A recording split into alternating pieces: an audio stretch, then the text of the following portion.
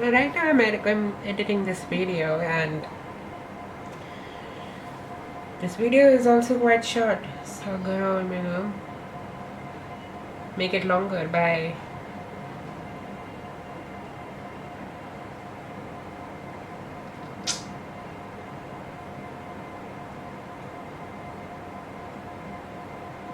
this should do it.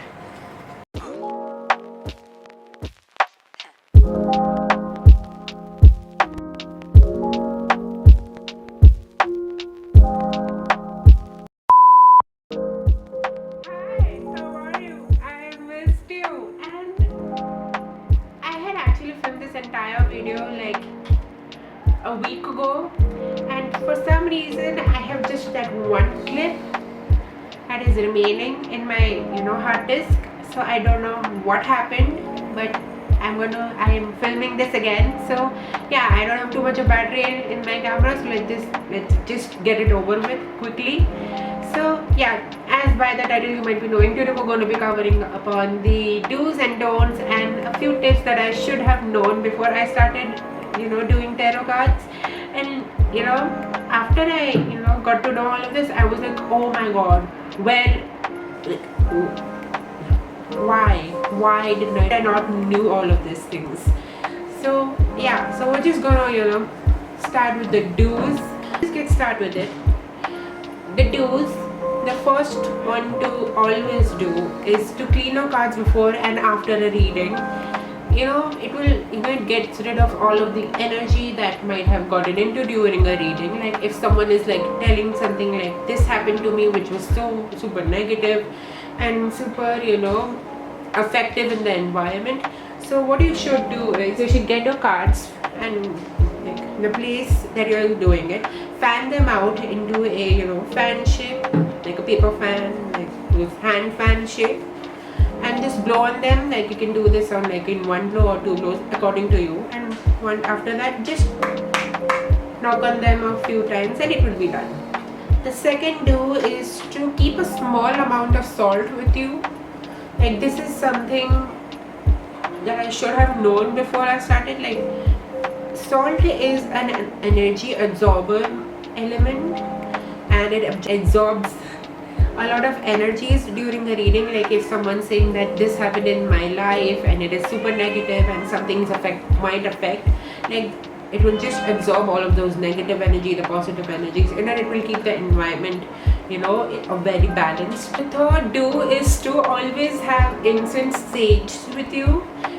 Like if you're a Christian, you might know where you can find sage. If you're Hindu, you can just use incense like agarbatti and dhoop. Those work good.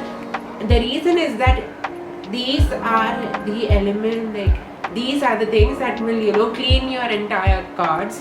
What I like to, I don't use these, but you can, because I don't think that it will help me as much, but I don't. So you can do it, but I don't.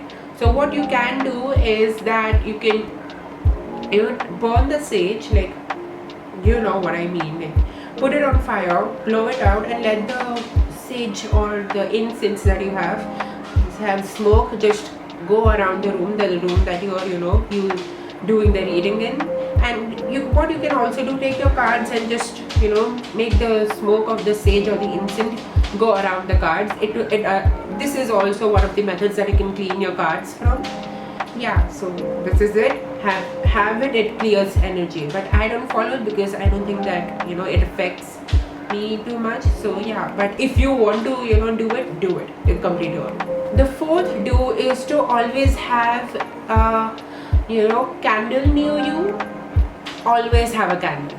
It is a compulsory, like I find it compulsory to have, because since if you are me, like a person like me who gets distracted very easily doing anything, like you can just place a candle and look at the candle while you're doing it, and this light that comes out of the candle really helps you to concentrate in the reading, and will really help you. For a person who is like really gets distracted very easily, you or me, then you know what we go through. So yeah, just get it and it will really help you. but you should also have it because it also helps you focus on the reading more, and it also helps the person who is getting the reading done. It helps them feel ease, feel very comfortable, because the candle's warmth actually goes all around you, creating a very positive energy for the cards to be get readed on. So yeah, so these were the 4 do's of the, what do you call, the tarot. Yeah, these are the 4 do's. Number 1 don't is, in the beginning I had already said it, that you are supposed to get the deck gifted to you. That is utter bullshit. No in the motherfucking world is ever going to, it is completely fake. It is just a myth. Do not, let other people's theory get into it. Like, it is completely utter bullshit. I actually think of buying a new deck, like the oracle deck that are there. Like, I'm studying on it right now, but I will be buying them soon. So yeah, it's completely fine for you to get your own deck. Like, it's completely fine. The second don't is that you should not let other people touch your cards. That is not even true. Like, other people can touch your cards, like, it's okay. It's just a myth. You can completely ignore this, and you can also follow it, but I prefer you not to, because it is utter bullshit. Don't do it, or you can just completely ignore it. I'm not going to tell you what to do and what not to do. So yeah, because now the reason behind why you should not let other people touch your cards is that if they touch it, their energy will get embedded in them. No, you're already going to clean your cards, and nothing's gonna just get fingerprints or anything will get embedded in them. What don't is that the person that you're reading for should be in front of you, sitting, and should shuffle your cards. That is not true. Because a lot of people in the tarot business come from different states or different parts of the world to get their reading done. So yeah, it is completely fine, and there are a lot of tarot readers who do readings via Skype and Google Meet and via. So yeah, it's completely fine. While you're doing a reading on like Skype or something, just tell the person to have the intention of getting the answers. Tell the person to just have the intention of their answers, like the questions to be answered, and that is it, and that is not like that is it. That is all that they have to do, and the tarot reading will be good. What don't is that you should wrap your tarot deck in a silk cloth. You can ignore this, but you can also follow it at the same time. Like, it is not true for you to wrap your cloths in silk, like wrap your cards in silk. It's not true.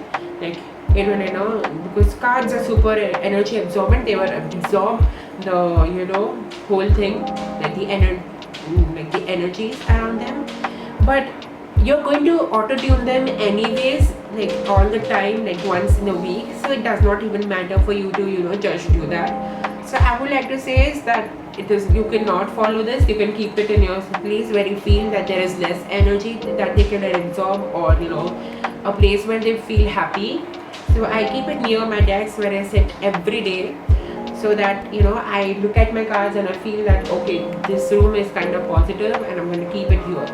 This is it for the 4th one. So the last, I have one more for you guys. The don't is that you have to learn all the cards meanings, like from the major arcana and the minor arcana's cards meaning, which is not true. As you go on, I would suggest to use the major arcana in the beginning and then proceed to the minor arcana. Then it will be much easier for you. Don't do it like me, who just started with the whole deck. It will get a bit confusing at times. You will do slowly, like you slowly and gradually start making it, but start doing real good interpretations, but it will take you time a lot. So to just make it easier for you to understand the whole deck, I would suggest you to start from the major arcana, then to the minor arcana. Now I know that these were the do's and don'ts, and now I want to give you a few tips that I want to give you guys before you start the whole tarot card chapter of your life, the whole tarot deck chapter of your life. That is, so let's just get on with it. A few advices for you guys is that, number one advice is that you don't have to be spiritually connected to your gods. It's not true. It is like, if you're not spiritual, it is completely fine. You just, yeah, it's completely fine for you to not be too spiritual. Number two is that it is completely fine for you to make mistakes while you're doing a tarot card reading, because you're just learning. And a whole tarot reading is tarot cards is just a never, I meant to say never ending of learning process is tarot, but I said never learning process, so I'm really sorry for my bad English. Yeah, enjoy the rest of the video. Never learning process, so if you ever make a mistake, it's completely fine. Okay, it's completely fine. I'm going to say this again. Number three, I'm going to say this again. Start with the major arcana, it will be much easier. I promise you, coming from a person who started from the whole minor arcana and the major arcana at the same time, it got very hectic. I'm telling you. Okay, start from the major arcana, please. And the last point is the most important one. Invite your cards, to the whole. Invite yourself and the cards to you.